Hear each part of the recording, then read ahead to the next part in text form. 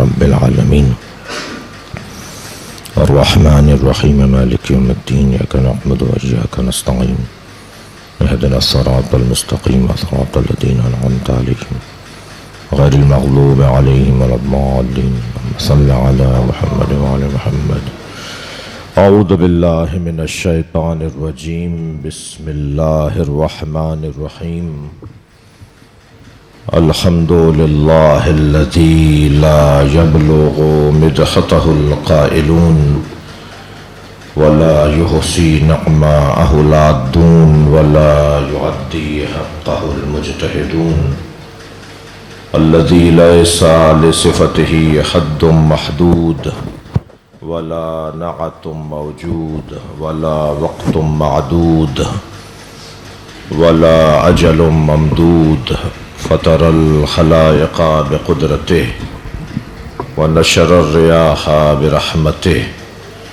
والصلاة والسلام على الرسول المسدد المصطفى العمجد المحمود الأحمد سیدنا و مولانا و مولا الکونین جد الحسن والحسین عانی ابو القاسم محمد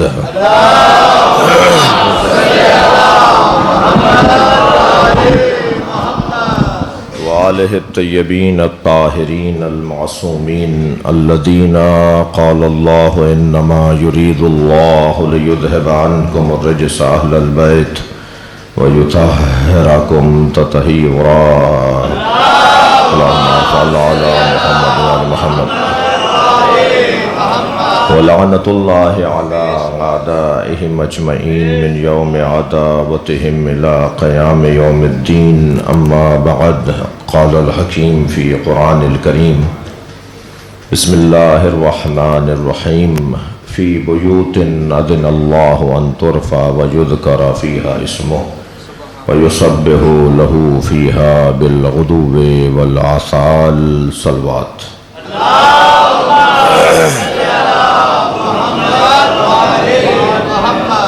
سورہ مبارکہ نور کی 36ویں آیت. اللہ اس آیت میں اہل بیت کے بیت کی تعریف کر رہا ہے، یعنی ان اینٹوں کی، ان پتھروں کی، ان دروازوں کی، ان کھڑکیوں کی تعریف کر رہا ہے جن کے درمیان علی و بطول سانس لیتے تھے. بیت کی تعریف ہے اور اہل بیت سے منسوب بیت کی تعریف ہے. ویسے بھی ہم عزیز و نسبتوں والے لوگ ہیں، ہم تو وہاں ہتھیار پھینک دیتے ہیں جہاں ہمیں علی نظر آتا ہے. میں اور بالاتر بات کروں، ہم تو وہاں غصہ تھوک دیتے ہیں جہاں چھت پہ علم نظر آتا ہے.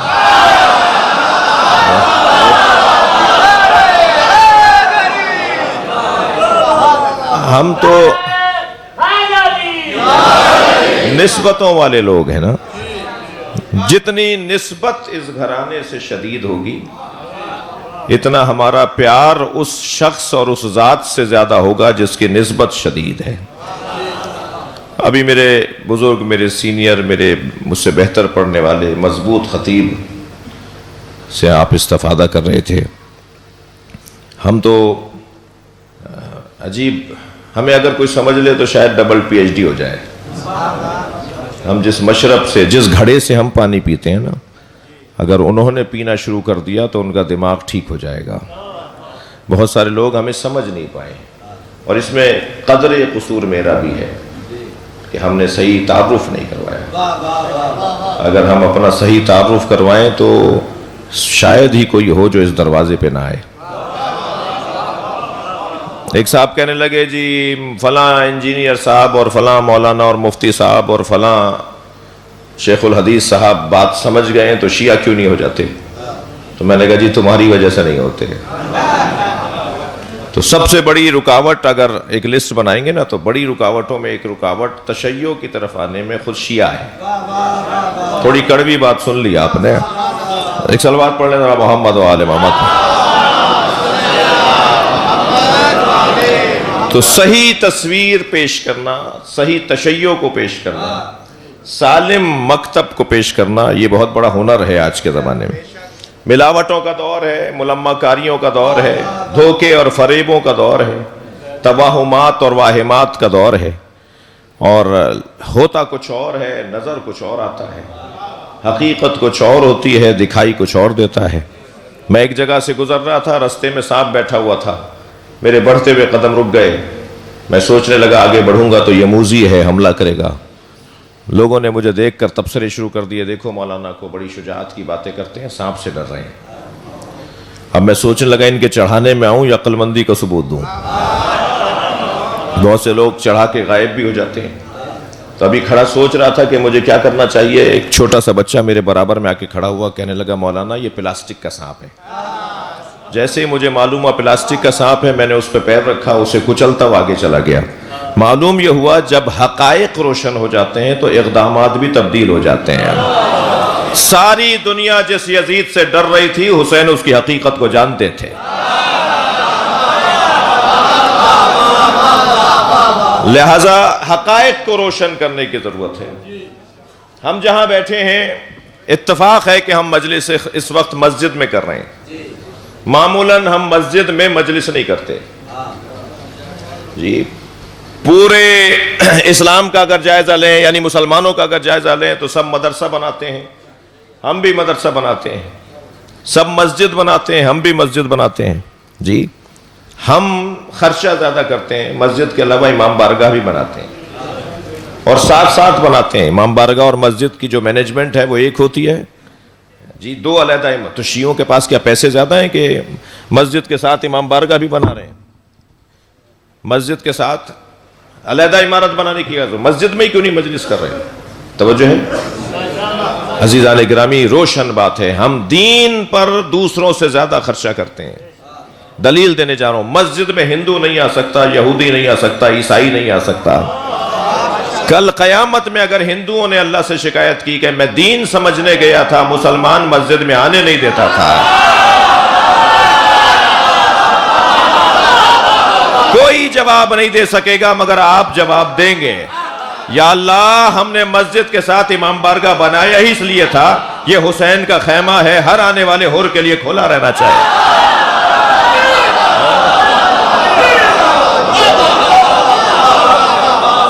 ہم پہلے فلسفہ دین سمجھانا چاہتے ہیں۔ کوئی اگر اسلام سمجھ لے اور دین کا فلسفہ سمجھ لے تو ناممکن ہے کہ وہ اللہ کا سجدہ نہ کرے۔ سالم اور صحیح تصویر اگر اسلام کی کوئی پیش کرنے کا حق رکھتا ہے تو وہ حق رکھتے ہیں کہ جو اہل بیت سے جڑے ہوئے لوگ۔ لہذا یہ جگہ انتہائی متبرک جگہ ہے، انتہائی اہم جگہ ہے۔ میں اور آپ جہاں بیٹھے ہیں اس سے اچھی جگہ نہیں ہے۔ میری مراد امام بارگاہ، مجلس، عزاداری، اس سے اچھی جگہ، اس سے اچھا کام نہیں ہے۔ دنیا کہاں بیٹھی ہے مجھے اس سے غرض نہیں، مگر ہم جہاں بیٹھے ہیں وہاں سے جنت کا رستہ بنتا ہے، ترقی کی راہیں کھلتی ہیں، عظمت کے پیغامات ملتے ہیں، فضائل کا مجموعہ یہ گھرانہ ہے جی۔ آپ نے سب نے مجلس میں شرکت کی ہوئی ہے۔ میرے بھائی جناب ذوالفقار شاہ صاحب کی خواہش تھی کہ میں آپ کے ہاں حاضری دوں اور آپ کی زیارت کروں۔ ہم سب اس وقت مجلس میں جوتیاں اتار کے بیٹھے ہیں نا۔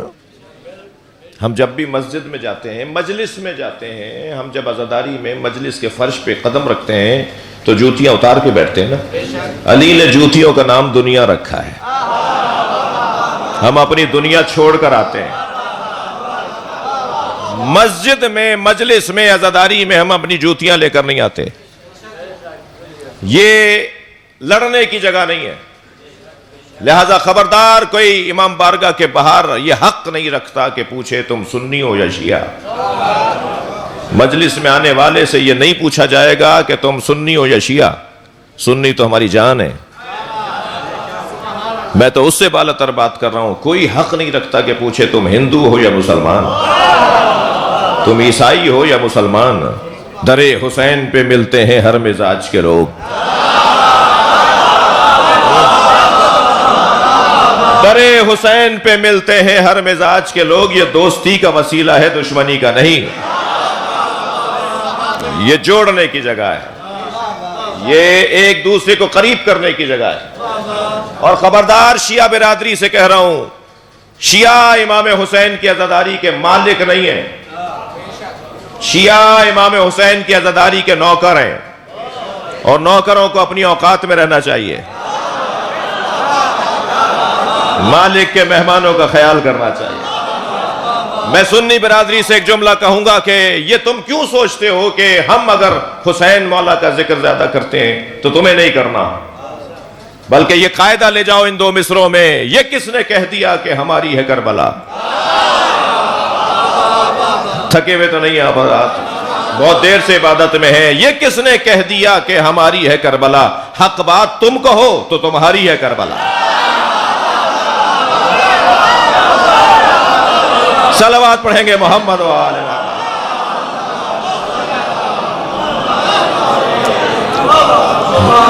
یہ جگہ جہاں میں اور آپ بیٹھے ہیں، یہاں اینک تبدیل کروائی جاتی ہے، یہاں بیٹھنے والے کی دید تبدیل کروائی جاتی ہے جی۔ سرخ شیشوں کی اگر اینک لگا لی جائے تو شلجم بھی چقندر نظر آتا ہے جی۔ تو اینک ہے جو دکھاتی ہے، ہم جب فرش عزا پر آ کے بیٹھتے ہیں تو ہماری اینک حسینی ہو جاتی ہے، ہم پھر وہ دیکھتے ہیں جو حسین دکھانا چاہتے ہیں۔ امام حسین ہمیں کیا دکھانا چاہتے ہیں؟ خبردار، یہ جو میں اور آپ اس ایک کیفیت میں، مشترکہ کیفیت میں بیٹھے ہیں نا، وہ کیفیت ہے ہم سب کپڑے پہنے بیٹھے ہیں جی۔ کپڑوں کو عربی میں لباس کہتے ہیں، ہم بھی بولتے ہیں مگر یہ عربی کا لفظ ہے۔ لباس کے ایک معنی ہے دھوکہ۔ ہمارا بچہ ابھی دنیا میں آیا نہیں ہوتا، ڈاکٹر نے ٹائم دیا ہوا ہے کہ فلاں تاریخ کو بچے کی ولادت ہوگی، اس سے 10 دن پہلے سے اس کے کپڑے سلنا شروع ہو جاتے ہیں، یا مثال خریداری شروع ہو جاتی ہے۔ تو جب بچہ دنیا میں آتا ہے تو فی الفور اسے دنیا کا پہلا تحفہ دھوکہ دیا جاتا ہے۔ سب سے پہلا تحفہ دنیا میں دھوکہ۔ میں اور آپ سب لباس میں ہیں، اور لباس یعنی دھوکہ۔ کسی نے اگر مہنگے کپڑے پہنے ہوئے ہوں تو ہم آگے بڑھ کر اسے سلام کرتے ہیں، کسی کا کالر ادھڑا ہوا ہو، بٹن ٹوٹا ہوا ہو تو ہم اس کے سلام کا جواب نہیں دیتے، کیا معلوم مہنگے کپڑوں میں جو آیا ہے وہ علاقے کا یزید ہو۔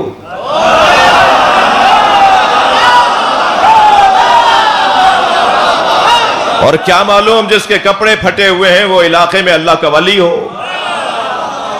ویسے ہی اللہ نے اپنے ولیوں کو فقیروں میں چھپایا ہوا ہے۔ اگر کوئی چاہتا ہے نا کہ وہ اللہ کا ولی بنے اور 2 کروڑ کی گاڑی میں بھی بیٹھنا چاہتا ہو تو دونوں کام ایک ساتھ چلیں گے نہیں۔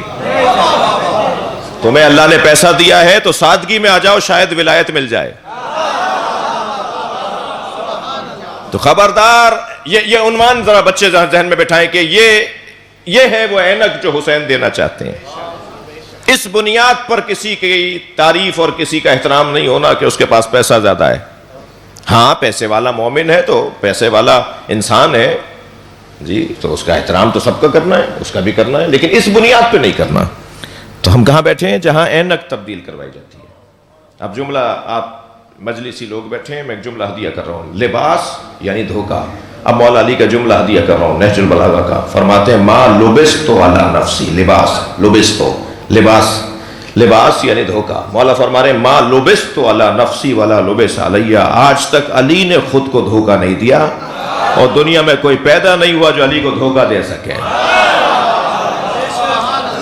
کیا کریں کہ دھوکہ خور نہ ہو، کیا کریں کہ دھوکہ خوردہ نہ ہو، بلکہ دنیا کچھ بھی کرتی رہے، ہماری اینک ایسی ہو کہ جو ہمیں حقیقت دکھا رہی ہو۔ یہ ہمیں فرش عزا سے ملتا ہے۔ ایک اور اپنی بات کو مضبوط کرنے کے لیے مثال دوں گا۔ فیکٹری کا مالک جس کی فیکٹری کے اندر 2000 مزدور کام کرتے ہیں، 100 تو گاڑیاں ہیں اس کی فیکٹری میں، مجلس عزائے حسین میں بیٹھا تھا، فیکٹری کے 200 مثلا 100 گاڑیوں کے ڈرائیوروں میں سے ایک ڈرائیور مجلس میں کودتا پھاندتا آیا اور آگے آ کے بیٹھا، اور بیٹھتے بیٹھتے اپنے مالک کو بھی لات مار دی بے خیالی میں۔ اب یہ جو مالک ہے نا فیکٹری کا، مل آنر ہے، اس نے ایک مرتبہ جھک کے دیکھا یہ کون ہے جس نے مجھے لات مار دی، تو دیکھا اسی کا نوکر ہے۔ تو ایک دم غصہ چڑھا کے اس کو ڈانٹے کہ پیچھے ہٹو، یہاں کہاں بیٹھ گئے، میرے آگے بیٹھ گئے، مجھے لات بھی مار دی، نظر نہیں آتا. سوچنے لگا کہ کیا کہے. فوراً حسین نے خیال ڈالا یہ تمہارا نوکر نہیں ہے.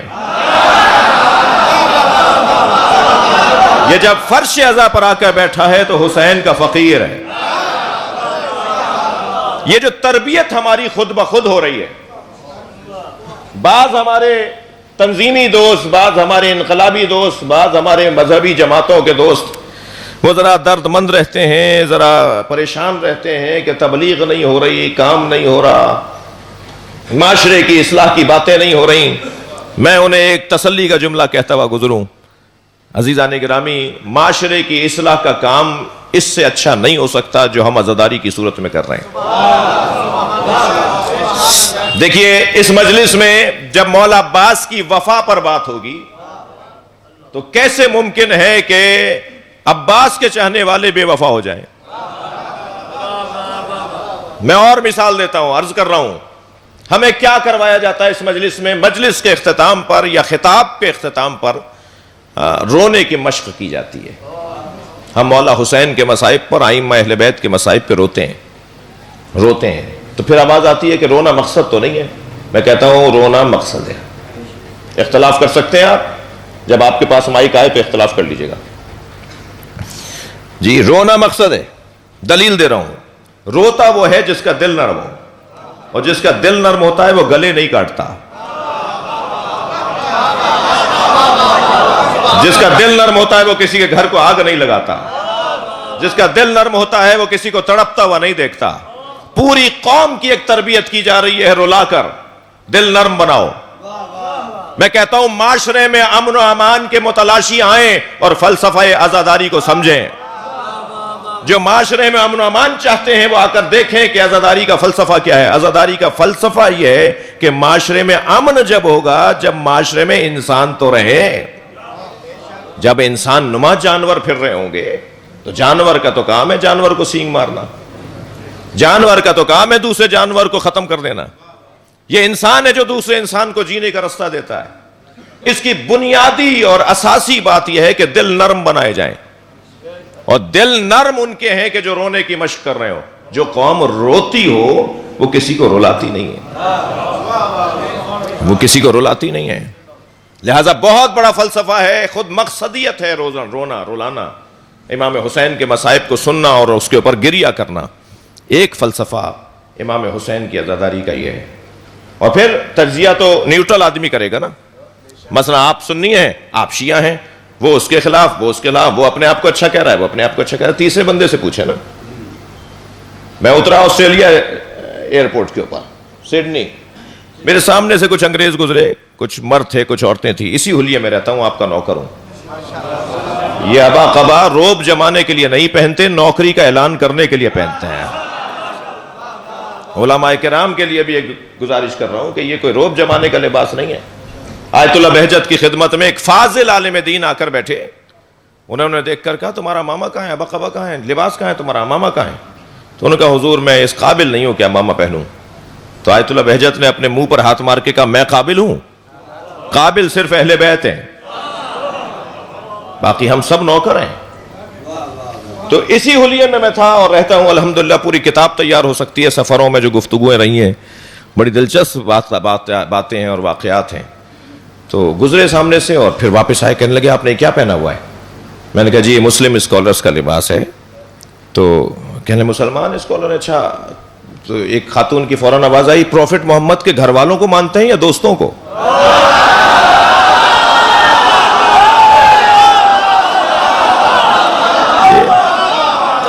میں نے کہا پروفٹ محمد کے دوستوں کا احترام کرتے ہیں، اطاعت گھر والوں کی کرتے ہیں. تو آپ کو سن کر خوشی ہوگی کہ آپس میں کہنے لگے ہاں پروفٹ کے گھر والوں کو جو مانتے ہیں نا وہ اچھے مسلمان ہیں.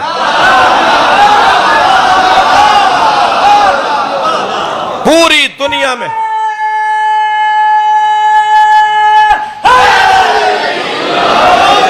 پوری دنیا میں اچھی تصویر ہے. اور آپ کے لیے ہمارے لیے اعزاز ہے کہ جہاں ہم رہتے ہیں اس خطے میں سنی بھی امام حسین کا عزادار ہے. اور میرا جو صوبہ بنتا ہے یعنی شناختی کارڈ کے اعتبار سے میرا صوبہ جو بنتا ہے، ورنہ تو یہ بھی میرا صوبہ ہے، پوری نماز پڑھ رہا ہوتا ہوں اکثر پورے ملک کے اندر، وہ سندھ کا تو ہندو بھی عالی مدد بولتا ہے جی۔ ہم نے قائم علی شاہ صاحب سے ملاقات میں کہا کہ شاہ صاحب سندھ میں جب شکارپور میں حادثہ ہوا، مسجد میں حملہ ہوا امام بارگاہ میں کربلا میں، تو ہم نے شاہ صاحب سے کہا شاہ صاحب اسے رکوائیے، یہ سندھ ہے، یہاں کا سنی بھی قائم علی شاہ ہے اور یہاں کا دیوبندی بھی علی شیر حیدری ہے، یہاں ماحول اس خطے میں مجموعی طور پر بر صغیر کے اندر اور ہمارا پنجاب بھی، یہاں حسن پایا جاتا ہے، اہل بیت سے محبت کا اظہار پایا جاتا ہے، یہاں کی ثقافت میں تشیع ہے، یہاں کے اٹھ بیٹھ میں اہل بیت کے بھی زندگیوں کے پیغامات ہیں، لہٰذا جتنا ہم اس نسبت کو مضبوط کر سکتے ہیں اتنا انسانیت کا مفاد ہے۔ ہم نسبتوں والے لوگ ہیں بھائی، امام بارگاہ میں جوتی پہن کر نہیں آئیں گے اس لیے کہ حسین سے منسوب ہو گیا، اپنے گھر میں جوتے پہن کے چلے جائیں گے اس لیے کہ وہ ہمارا ہے، تو ہم تو اتنے وفادار اور قدر شناس ہیں کہ اگر اہل بیت سے کسی جانور کو نسبت ہو جائے تو ہم اس جانور کا بھی احترام کر رہے ہوتے ہیں۔ مجھے سمجھ میں نہیں آتا کہ مسلمان جاننا کیوں نہیں چاہتا، پورا سورہ اللہ نے گھوڑے کے قدموں سے اور ٹاپوں سے اٹھنے والی چنگاریوں کی قسم کھائی ہے۔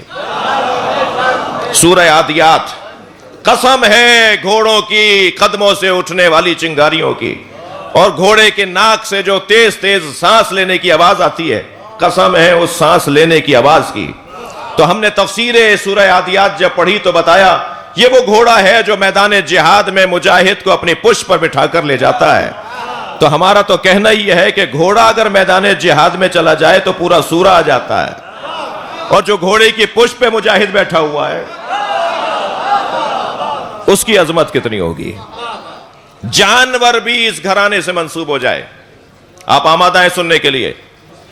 جنگ خیبر، مال غنیمت میں بہت کچھ آیا، جانور بھی بہت سے آئے، سرکار تشریف فرما ہے، مال غنیمت تقسیم ہو رہا ہے کہ آپ نے دیکھا کہ ایک گدھا اپنی رسی چھڑوانا چاہتا ہے، بار بار بے چینی کا اظہار کر رہا ہے، رسی کھینچ رہا ہے اور توڑنا چاہتا ہے۔ آپ نے آواز دی اپنے ایک صحابی محترم کو کہ جاؤ اس کی رسی چھوڑ دو، دیکھو یہ کرتا کیا ہے۔ جب گدھے کی رسی چھوڑی تو وہ دوڑتا ہوا آیا اور سرکار کے پیروں کا اس نے بوسہ لیا اور سرکار سے کہنے لگا کہ میرے آباء و اجداد کی پشت پر کوئی نہ کوئی نبی یا وصی نبی بیٹھا، ایک مدت سے ہماری پشت پر کوئی نبی یا وصی نبی نہیں بیٹھا، یا رسول اللہ کچھ دیر کے لیے آپ مجھ پہ سواری کریں یا علی سے کہیں کہ وہ بیٹھ جائے۔ میرے مولا نبی نے کچھ دیر کے لیے اس گدھے پر سواری کی اور فرمایا کہ آج کے بعد یہ مجھ سے منسوب ہے، یہ میری سواری ہے اور میں اس کا نام یافور رکھتا ہوں۔ سرکار نے اس گدھے کا نام یافور رکھ دیا۔ سرکار کے بیٹھنے کی برکت سے وہ اتنا سمجھدار تھا کہ اگر اس کی پشت پر نبی کوئی سامان رکھ کر فرماتے تھے کہ فلاں صحابی کو دے کر آ جاؤ تو وہ اسی کو دے کے آتا تھا، اور اگر اس کا کان پکڑ کر کہتے تھے کہ فلاں کو بلا کر لے آؤ تو یہ اسی کے دروازے پہ جا کے آواز لگاتا تھا جس کا نام نبی نے لیا ہوتا تھا۔ تو اگر تھکے نہیں بیٹھے تو جملہ کہوں، جو نبی کی بات سمجھے میں اسے گدھا کیسے کہوں؟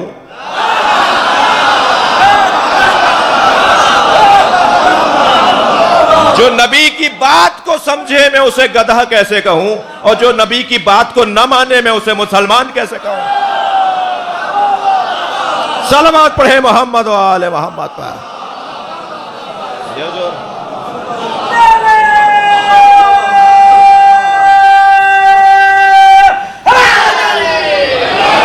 سرکار سے اگر جانور بھی منسوب ہو جائے، آپ آمادہ ہیں نبی کے فضائل سننے کے لیے؟ میں چہروں سے بھی کچھ شناسا ہوں کہ اہل سنت بھی تشریف فرمائیں، اور اگر ایسا نہ بھی ہو تب بھی ویڈیو بن رہی ہے اور مجلس تو پوری دنیا کے لیے ہے نا، تو چلیے کچھ دیر کے لیے علی سے پوچھتے ہیں کہ نبی کیا ہے۔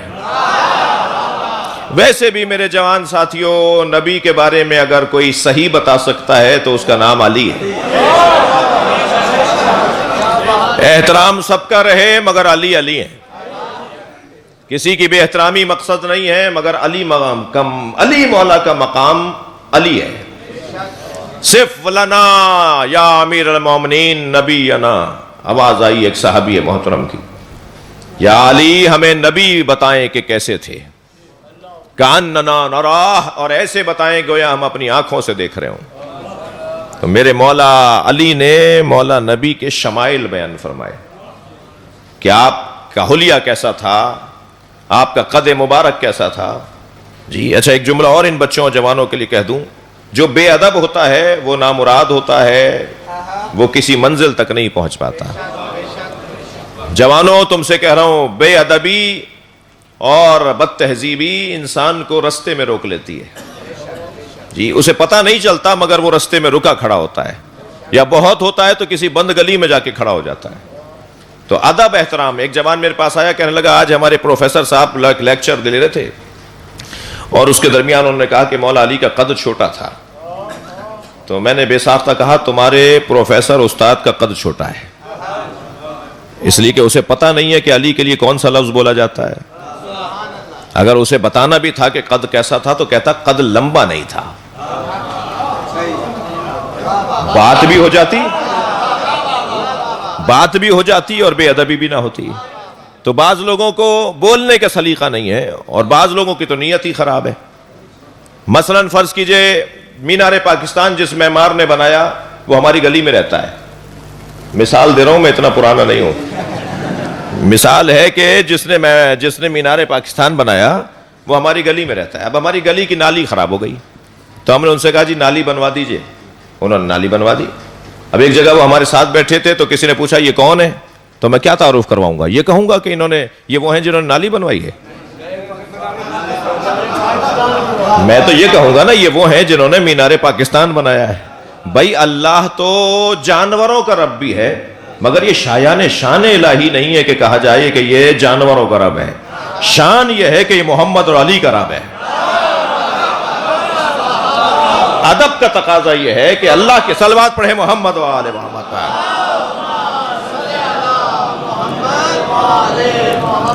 اب یہاں مولا نبی کے فضائل بیان فرما رہے ہیں۔ فرمایا لِكُلِّ عُضْوٍ مُعْجِزَةٍ، اللہ نے نبی کے ہر عضو کو ایک معجزہ عطا کیا۔ منہ مبارک کا معجزہ، بھووں کا پلکوں کا معجزہ، آپ کی آنکھوں سے نکلنے والے آنسوؤں کا معجزہ، آپ کی بینی مبارک یعنی ناک کا معجزہ، آپ کے کان، آپ کے لبوں دانتوں کا معجزہ، لعاب دہن کا معجزہ، مولا نبی کے ناخنوں کا معجزہ، سرکار کے قدموں کا معجزہ۔ کون سے واقعے کو بیان کیا جائے جو بات پوری ہو جائے؟ میں چند باتوں کی طرف اشارہ صرف گزرتے ہوئے کروں۔ جب پوچھا نا کہ یا علی نبی کا قد کیسا تھا تو اب مولا علی کا جملہ سنیں، فرماتے ہیں کلما مشا ما عہد ان کان طویل کان اطول منہ۔ نبی کے ساتھ اگر کوئی لمبے قد والا آ کے چلتا تھا نا تو اس کا قد نبی سے چھوٹا نظر آتا تھا۔ سبحان اللہ۔ جی کیسے ہو سکتا ہے کہ کوئی نبی کے برابر آئے اور اونچا نظر آئے؟ نبی کا سایہ نہیں تھا، یہ خود ذات نبی اور بدن مبارک پیغمبر کا معجزہ ہے۔ میرا اور آپ کا تو سایہ ہوتا ہے نا، نبی کا سایہ نہیں تھا۔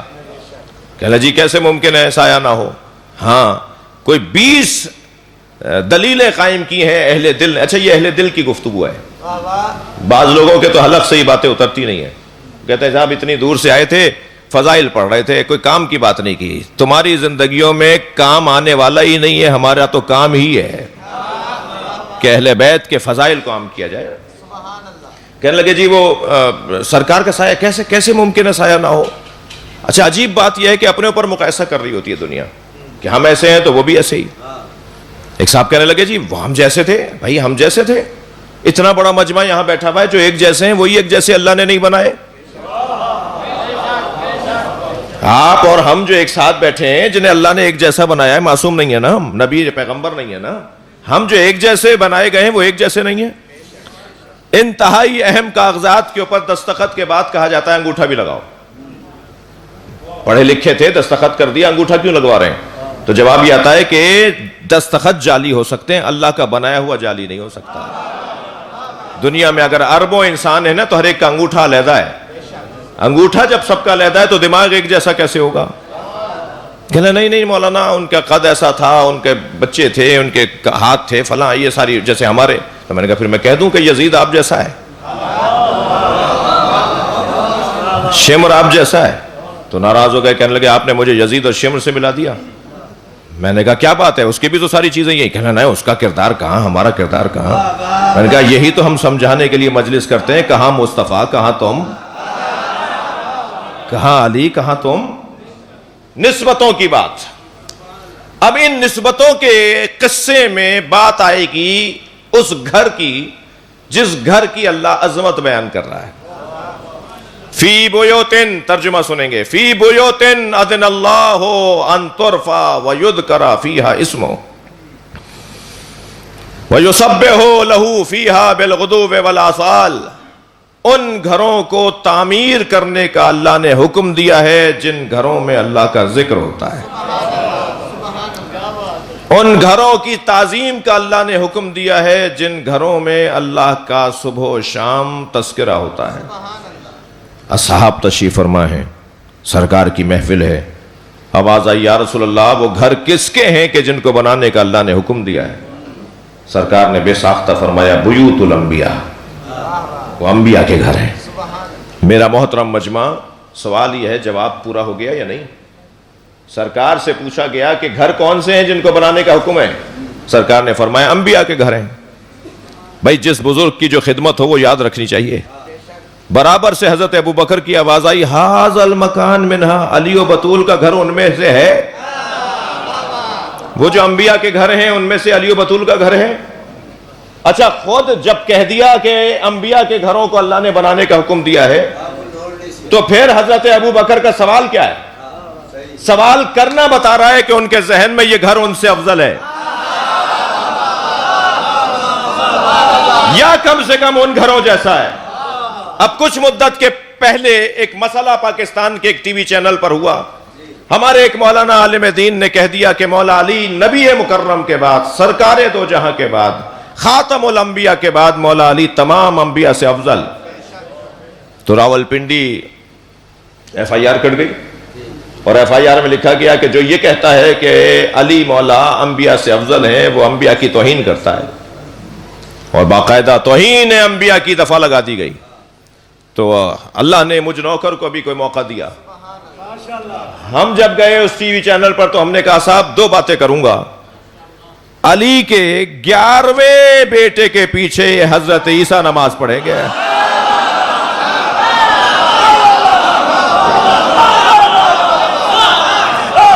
تو بتاؤ کیا پیچھے نماز پڑھنے والے کی توہین ہوتی ہے؟ یعنی جو آگے کھڑا ہے وہ توہین کر رہا ہے ان کی جو پیچھے نماز پڑھ رہے ہیں؟ تو یہ تو معقول ہی بات نہیں ہے. میں نے کہا جی اس سے بالا تر بات کروں گا. اگر پاکستان کے آئین میں انبیاء کی توہین کے دفعات ہیں تو پاکستان کے آئین میں اہل بیت کی توہین کے دفعات بھی ہیں. اگر کوئی یہ کہہ دے کہ مولا علی تمام انبیاء سے افضل ہے نبی مکرم کے بعد، یہ طے ہے. سرکار دو جہاں کے علاوہ تمام نبیوں سے مولا علی افضل ہیں، اگر کوئی یہ کہہ دے تو اس پہ توہین انبیاء کی دفعہ لگتی ہے. تو پھر مجھے کہنے دو کہ اگر کوئی یہ کہے کہ حضرت ابو بکر مولا علی سے افضل ہے تو یہ اہل بیت کی توہین ہے. کیونکہ حضرت ابو بکر نے تو نہیں کہا کہ، حضرت عمر نے تو نہیں کہا میں علی سے افضل ہوں، حضرت ابو بکر نے تو کہیں نہیں کہا کہ میں علی سے افضل ہوں. یہ مرید کہہ رہے ہیں. صحابیات تھکے تو نہیں؟ صحابیات تشریف. اچھا ایک دو ہی بسم اللہ کہہ رہے ہیں، کیا کروں؟ نعرہ تکبیر، نعرہ رسالت، نعرہ حیدری، صاحب کی صحت و سلامتی کے لیے بلند تر صلوات. اللہم صلی علی محمد و علی. صحابیات تشریف فرما ہے، ازواج مطہرات تشریف فرما ہے، حضرت عائشہ تشریف فرما ہے، سیدہ زہرا سلام اللہ علیہا تشریف فرما ہے. ایک صحابیہ کی آواز آئی یا عائشہ آپ جنت میں نبی کی زوجہ ہوں گی، اور بی بی زہرا کو دیکھ کر کہا آپ جنت میں علی کی زوجہ ہوں گی، جوڑا کون سا بڑا ہوگا؟ سوال تو اچھا ہے. کہنے لگی کہ آپ نبی کی زوجہ ہوں گی، اور فاطمہ بی بی کی طرف دیکھ کے کہا آپ علی کی زوجہ ہوں گی، جوڑا کون سا بڑا ہوگا؟ تو سوال کیونکہ حضرت عائشہ سے ہو رہا تھا تو حضرت عائشہ نے اس کا جواب دینا بھی پسند نہیں فرمایا. اور جناب زہرا کو دیکھ کے فرمایا یا زہرا لیتنی کنت شعرۃ راسک، کاش میں تمہارے سر کا ایک بال ہوتی۔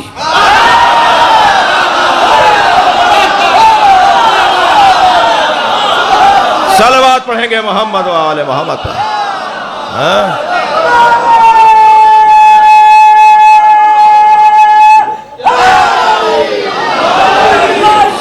حضرت ابو بکر نے اگر کبھی مولا علی کے لیے کہا تو یہ کہا لم تلد النساء مثل علی ابن ابی طالب، کائنات میں کوئی عورت ہی نہیں ہے جس نے علی جیسا بچہ جنا ہو۔ کہا تو یہ کہا۔ امام مالک امام حنبل نے اگر کہا تو یہ کہا کہ جب کسی نے آ کر پوچھا بتائیے، امام حنبل سے کسی نے پوچھا بتائیے جبریل امی علیہ السلام نبی پر کتنی دفعہ نازل ہوئے؟ بے ساختہ فرمایا 12,000 دفعہ۔ وہاں ایک شیعہ دوست بیٹھا تھا، اسے چٹکی بھرنے کے لیے کہا علی پر کہ جبریل کتنی دفعہ نازل ہوئے؟ سوال یہ تھا کہ وہ کہیں گے کہ علی کا کیا مطلب ہے جبریل سے، تو فوراً امام حنبل نے فرمایا 24,000 دفعہ۔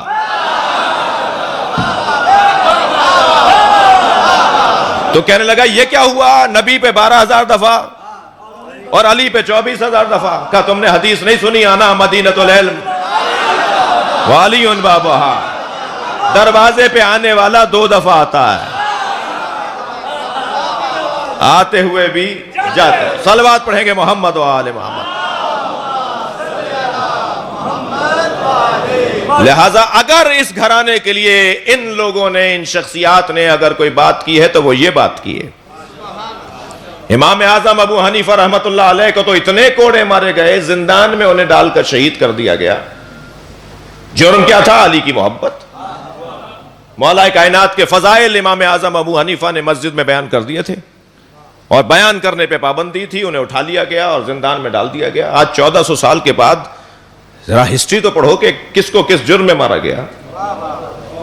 لہذا اس گھرانے کا کسی سے کوئی مقایسہ نہیں ہے۔ آپ آمادہ ہیں؟ مجھے آپ آمادہ کر رہے ہیں ایک جملہ سنانے کے لیے۔ مولا علی فرماتے ہیں لا یقاس بعل محمد احد من هذه الامہ، اس امت کے کسی فرد کو بھی اہل بیت کے برابر میں لا کے نہ بٹھانا۔ مولا علی کا جملہ ہے نہج البلاغہ میں، خبردار کسی کو بھی آل رسول کے برابر میں لا کے نہ بٹھانا۔ کیفا یسوّا من جرت نعمتہم، وہ اہل بیت کے برابر کیسے ہو سکتے ہیں جو اہل بیت کے ٹکڑے کھاتے ہوں، جنہیں اللہ نعمتیں اہل بیت کے بدلے میں دیتا ہو، اہل بیت کے صدقے میں دیتا ہو۔ لہذا مقام عظیم ہے، نسبتوں کی جو کیفیت ہے وہ عظیم ہے۔ کہا یا رسول اللہ ھذا المکان منہا، جب کہہ دیا سرکار نے کہ یہ انبیاء کے گھر ہیں جنہیں اللہ نے بنانے کا حکم دیا ہے، تو حضرت ابوبکر سوال کر رہے ہیں ھذا المکان منہا۔ علامہ حسکانی شواہد و تنزیل، ہمارے عزیزوں کے، ہمارے بھائیوں کے، ہماری جان ہے اہل سنت، ان کی کتاب علامہ حسکانی شواہد و تنزیل جلد نمبر 1 تفسیر سورہ نور کی 36ویں آیت۔ حضرت ابوبکر نے سوال کیا وہ گھر علی و بطول کا ان میں ہے؟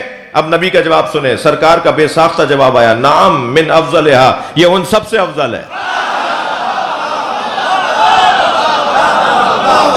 علی و بطول کا گھر انبیاء کے گھروں سے افضل، تو علی و بطول انبیاء سے افضل ہونے میں کیا پریشانی ہے؟ جی بھائی ہم تو حدیث سنا رہے ہیں نا بھائی، ہم تو روایت کا حوالہ دے رہے ہیں کہ روایت کے اندر سرکار فرما رہے ہیں یہ گھر ان گھروں سے افضل ہے۔ نسبتوں کی بحث ہے، اینٹوں اور پتھروں کو بھی اللہ عظمت عطا کر دیتا ہے اگر وہ اہل بیت سے جڑ جائیں۔ بے جان بھی ہمارے لیے قابل تعظیم، اس لیے کہ اللہ نے کہا ہے انہیں بناؤ۔ میں نے اس آیت کا انتخاب اس لیے کیا، بس کچھ دیر اور آپ کو زحمت دوں گا، کہ ماہ شعبان ہے اور اسی مہینے میں 1924 اسی مہینے میں جنت البقیع کو منہدم کیا گیا، اسی مہینے میں جنت المعلیٰ مکے کی مزارات کو گرایا گیا، پھر مکہ اور مدینہ کے بعد کربلا پہ حملہ ہوا، 6000 زائرین امام حسین شہید ہوئے 1924۔ 3 مسلک مسلمانوں کے درمیان بنائے گئے، بر صغیر کے لیے قادیانیت، عرب دنیا کے لیے وہابیت، اور فارسی علاقوں کے لیے بہائیت. تینوں کی تاریخ پیدائش بھی ایک ہے, تینوں کا مقام ولادت بھی ایک ہے. تاریخ پیدائش 1924 ہے, مقام ولادت برطانوی سفارت خانے ہیں جہاں انہیں بنایا گیا.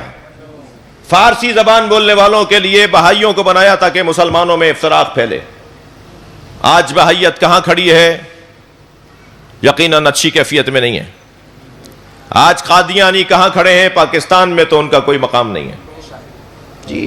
اور کوئی شیعہ نہیں ہو سکتا جو قادیانیوں سے بے حیثیت قادیانی پیار کرتا ہو. انسانیت کے ناطے تو پیار سب سے ہونا چاہیے, کوئی پریشان ہو تو اس کا خیال کرنا چاہیے, لیکن بے حیثیت قادیانی کے ساتھ زیادتی ہو رہی ہے ان کے ساتھ, یہ نہیں ہونا چاہیے. یہ والے جملہ کوئی شیعہ نہیں کہہ سکتا, اس کو میں ایک دلیل دے کے گزر رہا ہوں جلدی سے. اس لیے کہ قادیانی مذہب کی بنیادوں میں ہے کہ کربلا کے واقعے میں امام حسین معاذ اللہ حق پر نہیں تھے, تو ان کو اپنے آپ سے دور کرنے کا اور اس سے زیادہ اور ہمیں کیا دلیل چاہیے؟ لہذا ہمارا کوئی پیار اور محبت نہیں ہے قادیانیوں کے ساتھ. ٹھیک ہے. رہ گئی وہابیت, ان کے پاس کیونکہ تیل تھا, ان کے پاس پیسہ تھا, لہذا یہ پوری دنیا میں پھیلتے چلے گئے, اور پاکستان میں بھی انہوں نے کافی کارنامے دکھائے. ابھی شہزادے نے پچھلے دنوں کہہ بھی دیا کہ ہم نے مسجدیں بنوائی, ہم نے مدرسے بنوائے, ہم نے اپنے سوچ کو عام کرنے کے لیے پاکستان میں پیسہ بھیجا, دنیا بھر میں پیسہ بھیجا. میں تو کہتا ہوں کہ اگر پیسہ نہیں آیا تھا تو تردید ہونی چاہیے تھی نا یہاں سے, لہذا مگر پاکستان میں کہیں سے تردید نہیں ہوئی کہ ہمیں تو کوئی پیسہ نہیں ملا. اگر کوئی تردید کر دیتا نا تو پھر شاید وہ اور بھی کھل کر بات کرتا, لہذا غنیمت جانا گیا کہ تردید نہیں کی. کتنے لوگ اس ملک میں مروا دیے, کتنے لوگوں کا خون اس ملک میں ہو گیا, سنی بھائیوں کو مارا, شیعوں کو مارا.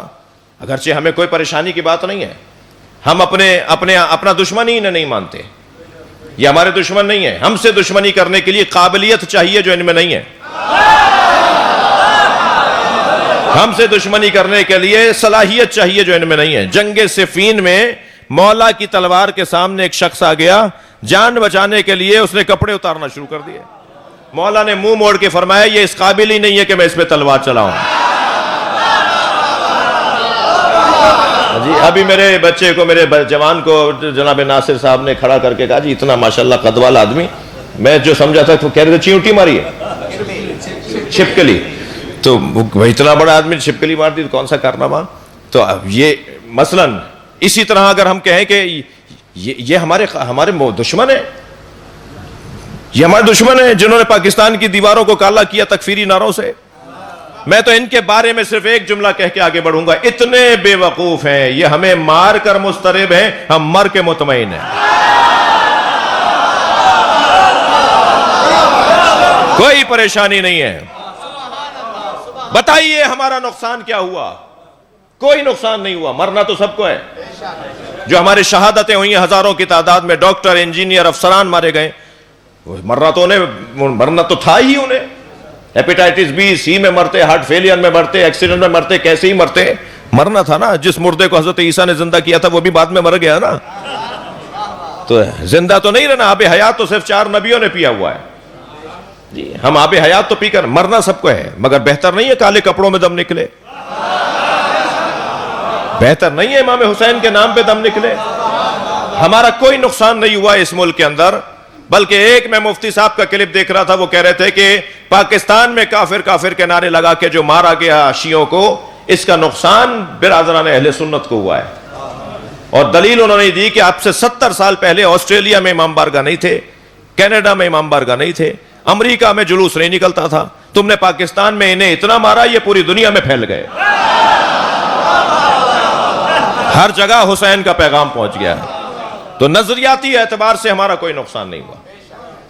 اور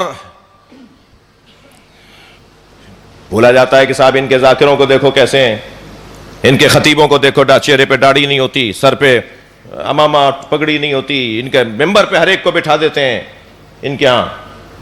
تو میں بتاؤں کہ تمہارے محراب میں کون کھڑا ہوتا ہے؟ جی مدرسوں میں کیا پڑھایا جا رہا ہے؟ یہ والی باتیں نہیں کرو جی. ہاں کمزوری اگر ہمارے ہاں ہے تو ہم دور کریں گے. دیکھیں یہ حسین کا مدرسہ ہے جس کی کلاس لگی ہوئی ہے, حسین کے مدرسے کی کلاس ہے. اگر اسکول میں تعلیم اچھی نہ ہو تو اسکول بند نہیں کرتے, ٹیچر تبدیل کرتے ہیں.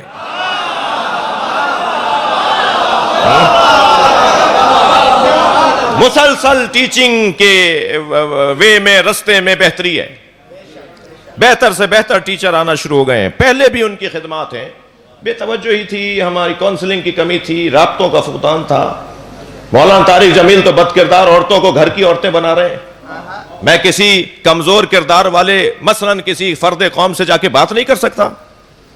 اس کا ہاتھ جوڑنا چاہیے, اس سے جا کے کہنا چاہیے کہ بھائی تم ممبر پر آتے ہو, تم بڑے معتبر آدمی ہو, جلوس نکلواتے ہو, بانی مجلس ہو, تمہارا کام تھوڑا سا اچھا نہیں ہے, اپنے کام ذرا ٹھیک کر لو. تم بانی مجلس ہو, شایان شان نہیں ہے حسین کے نام پر جلوس نکالنے والے کا کردار کمزور ہو.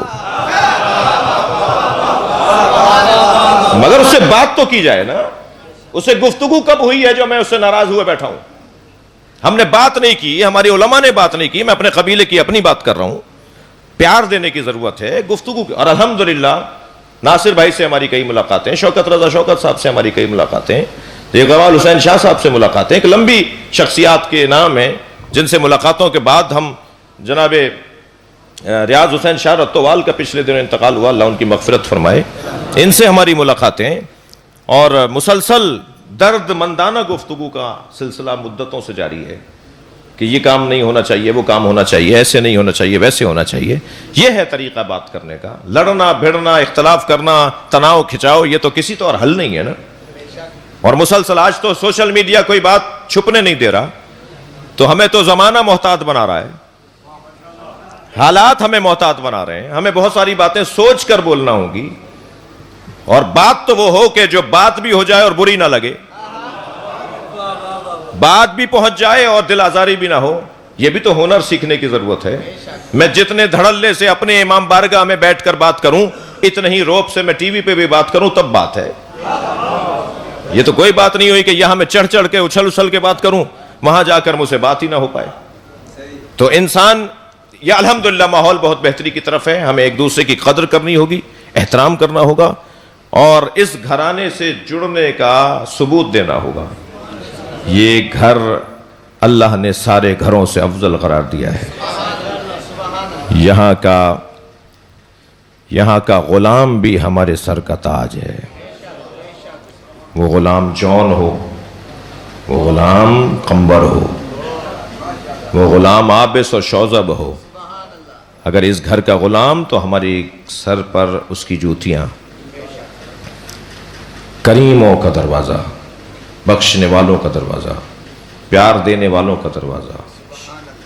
کربلا میں صبح سے شام تک حسین نے لاشیں بہت اٹھائے, حتیٰ غلاموں کے لاشیں بھی کسی کو اٹھانے نہیں دیے. حر نے جب اپنے بیٹے کا لاشا اٹھانا چاہا تو آگے بڑھ کر فرمایا, جوان کی میت باپ نہیں اٹھاتا. اجرکم اللہ, اجرکم اللہ. ہمارا رونا اس پر ہے کہ جب علی اکبر کا لاشا حسین اٹھا رہے تھے تو کوئی تھا جس نے بڑھ کر کہا ہو کہ جوان کی میت باپ نہیں اٹھاتا. میرے لیے خود ایک سوال تھا کہ امام معصوم مکروہ اور کراہت کا کام, مباح کام بھی نہیں کرتے. عصمت کا تقاضا یہ ہے کہ حتیٰ ترک اولا بھی معصوم امام سے نہ ہو, تو یہ کیسے ممکن ہے؟ تو میں نے مقتل میں پڑھا کہ جب علی اکبر کا لاشا اٹھایا نا تو برابر سے ایک بی بی کے سلام کرنے کی آواز آئی. اب جو امام نے مڑ کر دیکھا, جناب زینب کھڑی تھی. فرمایا, بھائی میں نے اسے پالا ہے, میں ہی لاشا اٹھاؤں گا. اجرکم اللہ. یہ واحد لاشا ہے حضرت علی اکبر کا کہ جسے جناب زینب نے اٹھایا ہے. آپ کی آنکھیں آمادہ ہیں.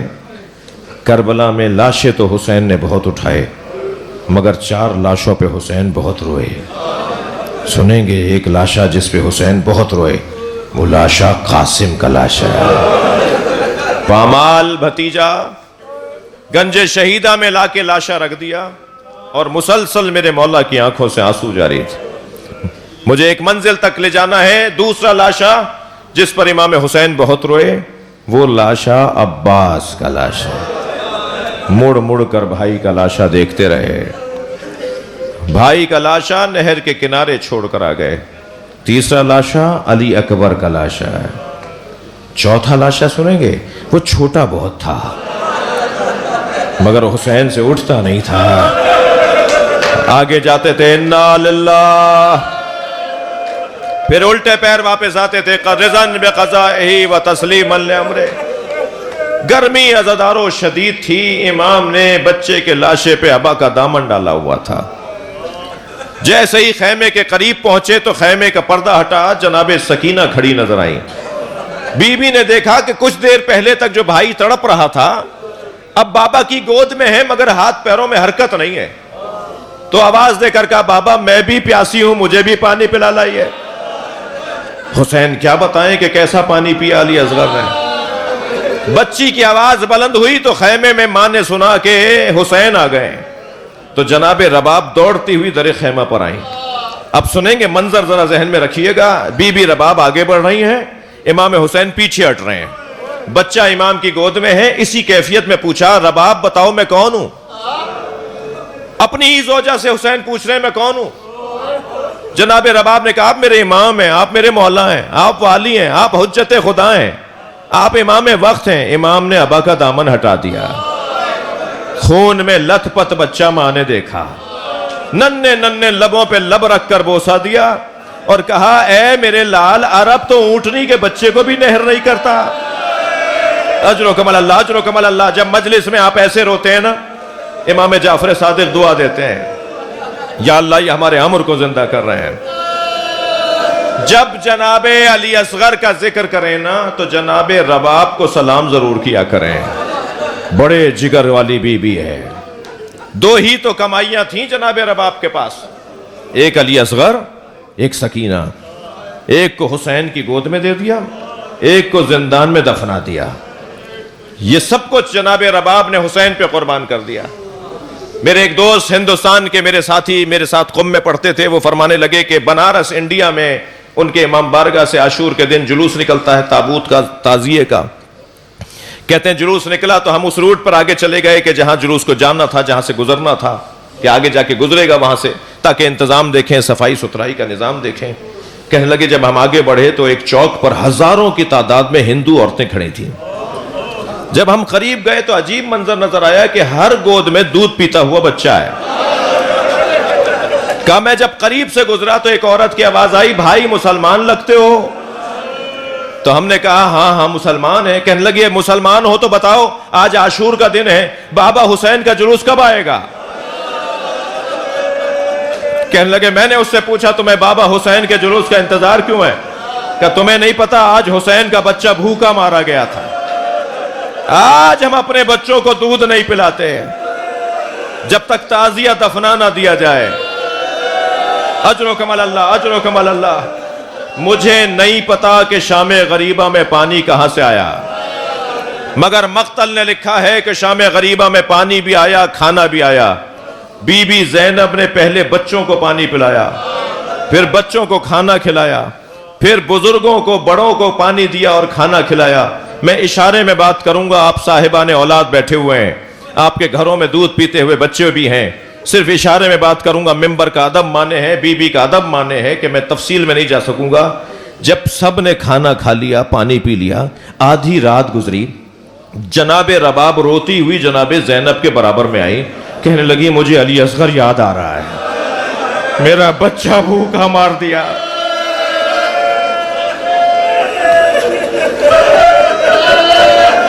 اجرکم اللہ, اجرکم اللہ. اب حسین نے اپنے بچے کو قبر کے حوالے کیا. کربلا کا میدان ہے اور زہرا کا لال تنہا ہے. 18 جیٹھ کو مد نظر رکھتے ہوئے یہ ایک روایت سن لیجئے گا. امام حسین کربلا کے میدان میں تنہا ہے. ادھر 6 مہینے کا مسافر جو 6 مہینے سے سفر میں تھا وہ کوفے میں داخل ہوا, جس کا نام ہے عبداللہ ابن عفیف ازدی. کہتا ہے جب میں کوفے میں داخل ہوا تو میں نے دیکھا دکانیں بند ہیں, بازار بند ہیں, کوئی چہل پہل نہیں ہے, کوئی مرد نظر نہیں آتا. کہتا ہے میں سوچتا ہوا گھر کی طرف روانہ ہوا کہ کیا کوفے میں طاعون آ گیا, کوفے میں کوئی بیماری آ گئی. گھر میں داخل ہوا تو بیٹی نے بڑھ کر استقبال کیا. بیٹی سے میں نے کہا بیٹا کوفے والے کہاں چلے گئے؟ کہا بابا جلدی کیجئے دوبارہ گھوڑا تیار کیجئے. کچھ فاصلے پر ایک بیابان ہے جسے کرب و بلا کہتے ہیں, وہاں ایک باغی نے خروج کیا ہے. حاکم کا اعلان ہے کہ اگر کوفے کا کوئی مرد اسے مارنے نہ گیا تو پھر سزا کے طور پر گرفتار کیا جائے گا. بابا مخبری نہ ہو جائے کہ آپ گھر میں تھے اور آپ باغی کو مارنے کربلا نہیں گئے. کہا بیٹا اس باغی کا نام کیا ہے؟ کہا بابا باغی کا نام نہیں بتایا گیا, بتایا ہے کہ باغی ہے اسے سب کو مارنا ہے. کہتا ہے میں مجبور تھا حالات کا کہ میں نے گھوڑا پھر تیار کیا. رخصت ہونے لگا تو بیٹی نے رخصت کرتے ہوئے کہا بابا آپ جنگ پر جا رہے ہیں اور جنگوں میں مال غنیمت بھی ملتا ہے, مال غنیمت میں اگر یمنی پتھر مل جائے تو لے آئیے گا, میں گلے میں ہار بنانا چاہتی ہوں, میں زیور بنانا چاہتی ہوں. عبداللہ کہتا ہے میں گھوڑے پر بیٹھ کر کوفے سے کربلا کی طرف گیا. جب کربلا پہنچا تو عاشور کا دن تھا اور عصر کا وقت تھا. میں نے عجیب منظر دیکھا, ایک 56 سالہ بوڑھا زخمی ہے جس کا امامہ کھل کے اس کی گردن میں آ گیا ہے, جسے ہزاروں کے تعداد میں لشکر ہے جو مارنا چاہتا ہے, مگر اس کا جلال ایسا ہے وہ جہاں گھوڑا موڑتا ہے فوجیں بھاگنے لگتی ہیں. میں نے ایک بھاگتے ہوئے سپاہی سے پوچھا تم اس سے ڈرتے کیوں ہو؟ کہنے لگا تمہیں نہیں پتا اس کے ایک بھائی کا نام عباس تھا. اجرکم اللہ اجرکم اللہ. عبداللہ کہتا ہے پھر مجھے سمجھ میں نہیں آیا کہ آخر یہ کون ہے. میں نے پوچھا کہ آخر ماجرا کیا ہے؟ کہ اسے مارنا ہے, جنگ ساری ختم ہو چکی ہے بھئی, اصلی آدمی رہ گیا, اسے مارنا ہے, اس کے بعد خیمے لوٹے جائیں گے, انہیں اسیر بنایا جائے گا. عبداللہ کہتا ہے میں نے یہ سمجھ لیا کہ اسے مار دیں گے تو یہ گھمسان ختم ہو جائے گا. کہ میں نے اپنی تلوار نیام سے نکالی اور اس کے گھوڑے کے پیچھے اپنے گھوڑے کو لگایا. چند ذرا کے فاصلے پہ ان کا گھوڑا رہ گیا تھا, میں ان کے پیچھے تھا. ارادہ کیا کہ گھوڑے کو ایڑ لگا کر ان پر حملہ کروں. تلوار کھینچ کر میں نے ارادہ کیا, انہوں نے مڑ کر مجھے دیکھا اور کہا عبداللہ قریب آؤ. کہنے لگا میرے ہاتھ پیر کانپنے لگے, یہ کون ہے جو میرے نام سے مجھے جانتے ہیں؟ میں گھبرا کر رکا تو انہوں نے انگوٹھی اتاری, کہا یہ عقیق یمنی ہے, اپنی بیٹی کو جا کے دینا اور کہنا میں باغی نہیں ہوں, میں نبی کا نواسا حسین. عزادارو گریا ہو گیا. عبداللہ کہتا ہے میں پیروں میں گر گیا, مولا میں آپ کو تنہا چھوڑ کر کیسے چلا جاؤں؟ امام نے فرمایا جلدی واپس چلے جاؤ. مولا آپ تنہا ہیں, آپ کو کیسے چھوڑ دوں؟ کہا عبداللہ کچھ دن بعد میری زینب آئے گی, اسے چادریں لا کر دے دینا. نبی زادیاں بے مقنا و چادر. اللہ لعنت اللہ علی قوم الظالمین. یا اللہ ان آوازوں پر رحمت نازل فرما. بانی مجلس عزا, حاضرین مجلس کے رزق میں عزت میں اضافہ فرما. ہم سب کی عاقبت بخیر فرما. امام زمانہ کے ظہور میں تعجیل فرما. یا حسین